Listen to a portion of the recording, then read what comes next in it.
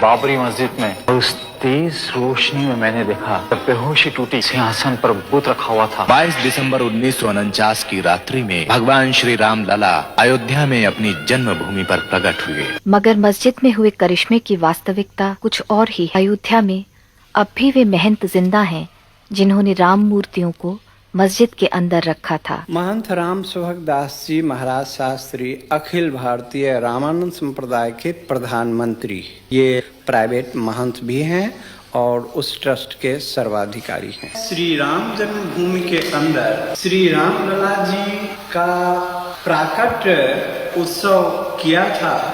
वह कौन सा डेट है, कौन सा तारीख है, कौन सा सन है, आप बताने का कष्ट करें। 23 दिसंबर 1949 ईस्वी। 23 दिसंबर 1949 ईस्वी में आपने श्री राम लला जी का प्राकट उत्सव किया था और वहाँ बाबरी मस्जिद में भगवान का अवतार हुआ था आपके द्वारा। आपके ऊपर भी कोई ऑर्गेनाइजर था?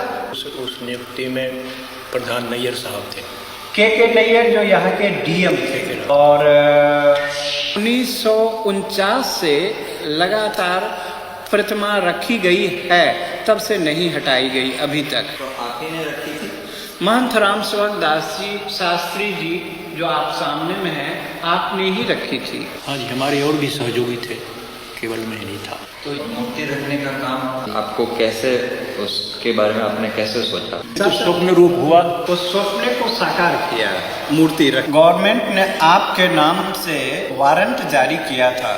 वो वारंट का नकल मैं इस समय आपको मौजूद है, मैं दिखा सकता। जेल से कैसे निकला? जेल से फिर वो जमानत पर रिहा हुए, मुकदमे चले और मुकदमे से आप फिर बरी हो गए। नैयर साहब ने निर्णय दिया कि जब तक इस केस का फैसला न हो तब तक इसे बरी कर दिया जाए। मेरा जो प्रारंभिक काम था कि भगवान राम उसमें स्थापित हों, इस सिद्धांत लेकर इतना काम करना था, मैं किया। अभी बोलने पे मुझे गवर्नमेंट बंद भी कर सकती है इसलिए मैं बोलता हूँ नहीं। बाबरी मस्जिद के बुजुर्ग इमाम और उनके बेटे वही दिन याद करते हैं। सन 49 की रात में जब मेरे फादर हाजी अब्दुल गफ्फार साहब ईशा की नमाज पढ़ने के लिए गए थे, तो उस वक्त नमाज पढ़ा के घर जब वापस आए तो सुबह फजर की दूसरे दिन सुबह जुमे के दिन फजर की नमाज पढ़ाने इनको जाना था। फिर तो उतने में मौज़न रात में आया, जो वहाँ मस्जिद में रहता था, सफाई करने वाला, झाड़ू देने वाला। उसने बतलाया कि हमारे यहाँ मस्जिद के अंदर तो मूर्ति रख दिया है बैरागियों ने। तो इन्होंने कहा कि अच्छा ठीक है, हम चल रहे हैं वहाँ, ऐसा कैसे हो सकता है।